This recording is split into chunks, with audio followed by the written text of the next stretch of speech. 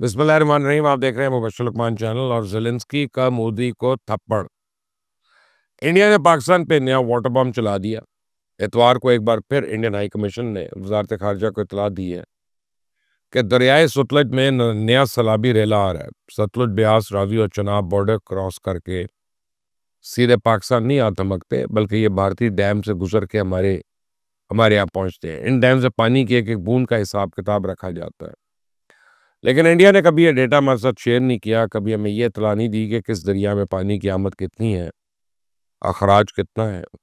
और इंडिया की बदयांती का अंदाज़ा सिर्फ इस बात से लगा लें कि वजारत खारजा को इंडियन हाई कमीशन की जानिब से जो खत कल मौसूल हुआ, उसमें भी पानी की मकदार का कोई तस्करा नहीं।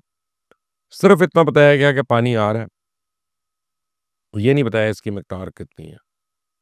भारत सिर्फ ये डेटा इसलिए छुपा रहा है क्योंकि इसकी नीयत में खोट है।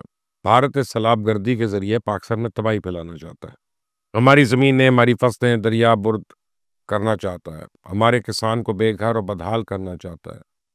हमारे आबी निज़ाम को तबाह और बर्बाद करना चाहता है। पाकिस्तान के खिलाफ भारत की आबी जारियत की कीमत हम भारतीय पंजाब के किसान भी चुका रहे हैं। पूरा सूबा आफत ज़दा करार दिया जा चुका है। मोदी सरकार वहाँ ना तो कोई रिलीफ ऑपरेशन कर रही है, ना ही अभी पंजाब के सैलाब मुतासिरीन के लिए किसी ग्रांट का ऐलान किया। तो भारतीय पंजाब में इंडिया के खिलाफ नफरत बढ़ रही है। लोग सरेआम अपनी बेचैनी का इजहार कर रहे हैं, गुस्सा हुकाम पे उतार रहे हैं और अपनी इस नफरत के इजहार के लिए सरकारी गाड़ियों पे पथराव और अमले की मारपीट कर रहे हैं। अब तो हालत यह हो चुकी है कि सिख कम्युनिटी इंडिया के खिलाफ बगावत का ऐलान कर रही है।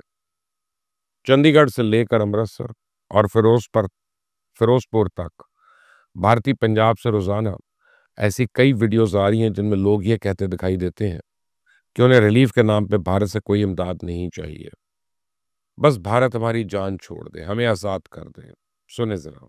जे पानी राही फिर पंजाब नूं तबाह करना चाहुंदे आ। पंजाब जिहड़ा वसदा गुरां दे नां ते ना वो पहला उजड़िया सी ते ना हुण उजड़ूगा। बोले सोनिया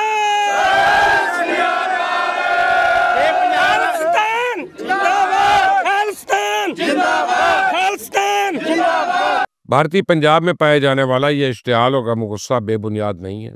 ये उस जुल्म का नतीजा है जो इंडिया सिख बरादरी पर ढा रही है। और आप इंडियन मीडिया और सोशल मीडिया को देख लें, आपको कहीं भी पंजाब में होने वाली तबाही की खबरें नहीं मिलेंगी। कमीने मोदी को अभी तक तो यह तौफीक नहीं हुई कि वो सैलाब से मुतासरा इलाकों का दौरा ही कर ले।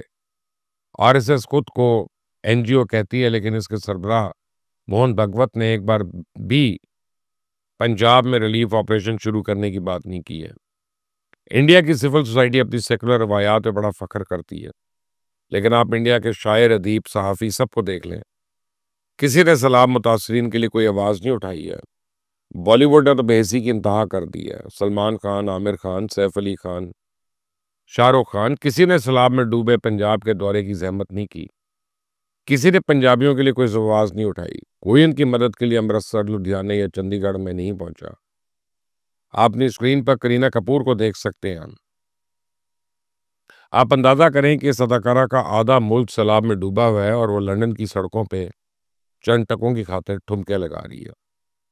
तो पंजाबी मारूफ गुलकार सिद्धू मूसेवाला ने भारत की इसी संगदिली और काले करतूतों के खिलाफ आवाज उठाई थी। उसने अपने गीतों में पंजाब के हक में आवाज उठाई थी, लेकिन भारत ने उजरती कातलों के जरिए उस गुलकार को हमेशा के लिए खामोश कर दिया। और अब भारत इस गुलकार की आवाज को सफाई हस्ती से बिठाने की कोशिश कर रहा है। भारत के मुतालबे पर स्पॉटिफाई के प्लेटफॉर्म से सिद्धू मूसेवाला के गीत हटा दिए गए हैं। रॉ ने इस साजिश भारत की इंफॉर्मेशन मिनिस्ट्री के जरिए रचाई है। भारत को अभी तक ये इदराक ही नहीं हो सका कि ऐसे सस्ते हथकंडों के जरिए वो पंजाब के लोगों के दिल नहीं जीत सकता।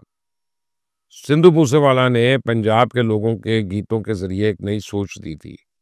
आप इसके इन गीतों पे पाबंदी लगाएं, इसके रिकॉर्ड जब्त कर लें, आप इनकी सोच नहीं अब खत्म कर सकते। सिद्धू मूसेवाला से पहले भारत ने संजय दत्त को भी पाकिस्तान से मोहब्बत की सजा दी थी और इंडिया ने इसे कई बरस एक झूठे से इल्ज़ाम में जेल में रखा। इसका करियर तबाह कर दिया, उसे नायक से खलनायक बना दिया, लेकिन उसके बावजूद संजू का दिल आज भी पाकिस्तान के लिए धड़कता है। अब तो भारतीय टीवी चैनल्स पे खुल के कह रहा है कि इसका असल घर तो पाकिस्तान है। मैनू घर दी याद आ गई है, तो मैंने बोला कि ਮੈਨੂੰ ਤਾਂ ਦੱਸ ਸਾਹਿਬ ਘਰ ਤੇ ਤੁਹਾਡਾ ਇੱਥੇ ਹੀ ਹੈ। ਉਹ ਕਹਿੰਦਾ नहीं तू नहीं समझेगा यार, पाकिस्तान मेरा घर है। आपने संजय दत्त की गुफ्तगू सुनी। एक वक्त था कि इजहार की यही आज़ादी इंडिया की पहचान थी। इंडिया अपनी सेकुलर रवायात पे फख्र करता था, लेकिन अब इंडिया सेकुलर नहीं रहा बल्कि एक इंतहा पसंद हिंदू रियासत में तब्दील हो चुका है। आप देखें कि पहलगाम वाक़े के बाद पूरे इंडिया ने बॉलीवुड के खान्स पर इतराज़ किया कि चूंकि मुसलमान इसलिए ना तो पहलगाम वाक़े की मजम्मत की, न ही ऑपरेशन सिंदूर की हिमायत की। तो इंडियन मीडिया और सोशल मीडिया ने तीनों खान्स के खिलाफ इस कदर प्रोपेगेंडा किया कि वो अपनी सफाइयाँ पेश करने पर मजबूर हो गए। सैफ अली खान ने तो करीना कपूर की मांग में सिंदूर सजाकर अपनी जान छुड़ा ली, लेकिन आमिर खान को टीवी टॉक शो से बैठ के अपनी सफाइयाँ देनी पड़ी और हिंदुस्तान से अपनी वफादारी साबित करना पड़ी। सलमान खान ऑपरेशन सिंदूर के दौरान तो खामोश रहा, लेकिन लॉरेंस बिश्नोई की मुसलसल धमकियों के बाद उसने भी मोदी सरकार की तारीफ शुरू कर दी। अब अपने टीवी शोज में सदर ट्रंप पर तनकीद करके मोदी को खुश करने की कोशिश कर रहा है। मैं आपको सलमान का एक क्लिप दिखाता हूँ। आप देखें कि बॉलीवुड का दबंग खान भी अमेरिकन टैरिफ के खिलाफ एहतजाज कर रहा है। दोस्ती करा दें, ये हो क्या रहा है ये पूरी दुनिया में कि जो सबसे ज्यादा ट्रबल फैला रहे हैं उनको ही पीस प्राइज चाहिए। अमेरिकन टैरिफ ने हिंदुस्तान की चूल्हे हिला दी हैं। पूरा इंडिया इस वक्त परेशान है कि इस मुसीबत से कैसे निपटे।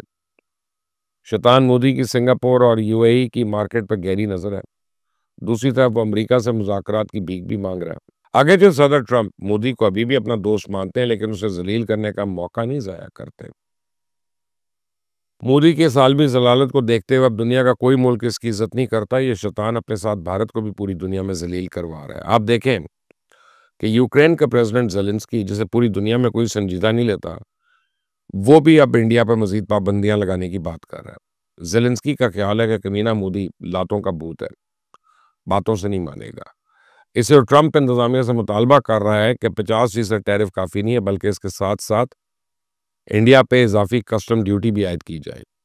अब तो ये हो नहीं सकता कि एक इत्तेहादी ट्रंप इंतजामिया को मशवरा दे और दूसरा ट्रंप इंतजामिया उसको इग्नोर कर दे। तो अमरीकी वज़ीर दफ़ा ने ज़ेलेंस्की के मशवरे पर यूरोपियन यूनियन से मुतालबा किया कि वो भी इंडिया पे पाबंदियां लगा दे। सुने अमेरिकन वज़ीर दफ़ा क्या कह रहे हैं। It caused NATO, in fact, to scramble jets. You have a very high-stakes meeting on Monday with key economic officials from European countries. Is the administration prepared to impose sanctions against Russia now? President Trump, Vice President Vance had a very productive call with EU President Ursula von der Leyen on Friday. She followed up with a call with me, and we are talking about what can the two EU and the US do together. And we are prepared to increase pressure on Russia. तो Japan के वज़ीर आज़म ने भी अपने मुल्क पर आई tariff में कमी की बड़ी कोशिश की थी, लेकिन अब वो नाकाम हो गए तो उन्होंने इस्तीफा दे दिया। लेकिन मोदी में इतनी गैरत कहाँ है? इस कमीने ने ऑपरेशन सिंदूर के बाद इस्तीफा नहीं दिया था, अब कहाँ देगा? ब्रेकिंग न्यूज़ ये है कि चाबहार में इंडिया का एक बड़ा सासा तबाह हो गया। आपने स्क्रीन पे जो तस्वीर देख रहे हैं वो फितनतुल हिंदुस्तान की एक दहशतगर्द की है। इसका नाम दानिश है। पिछले कई साल से चाबहार में बेटा रॉ के इशारे पे बलूचिस्तान में बदअमनी फैला रहा था। कल चंद नामालूम अफराद ने चाबहार में इसे इसके ठिकाने पर ही जहन्नुम वासिल कर दिया। अपने एसेट की मौत का सुन के अजीत दियोल ने फौरन ईरानी कौमी सलामती के मुशीर से रब्ता किया और उन्हें पाकिस्तान के खिलाफ भड़काने की कोशिश की। लेकिन तेहरान को सब पता है कि चाबहार में कौन क्या कर रहा है। तो बलूचिस्तान और पाक अफगान बॉर्डर पर इंडिया के पाले हुए तमाम दहशतगर्द आजकल घेरे में आ चुके हैं। सिक्योरिटी फोर्सेस रोजाना की बुनियाद पर इन इलाकों में ऑपरेशन कर रही हैं। बहुत जल्द हम दहशतगर्दी को इस खित्ते से उखाड़ के फेंक देंगे और पूरी दुनिया हमारी कामयाबियों को अपनी आंखों से न सिर्फ देख रही है बल्कि हमारी कुर्बानियों को भी तस्लीम कर रही है। रह गई बात ज़ेलेंस्की की, तो मजीद थप्पड़ मारेगा भी वो मोदी को, और जैसे ही मारेगा मैं आप तक खबर लेके आऊँगा। लेकिन उसके लिए ज़रूरी है कि आप इस चैनल को सब्सक्राइब करें, बेल आइकॉन प्रेस करें, ताकि जैसे ही मैं को अपडेट देता हूँ वो आपको मिल जाए। अल्लाह हाफिज़।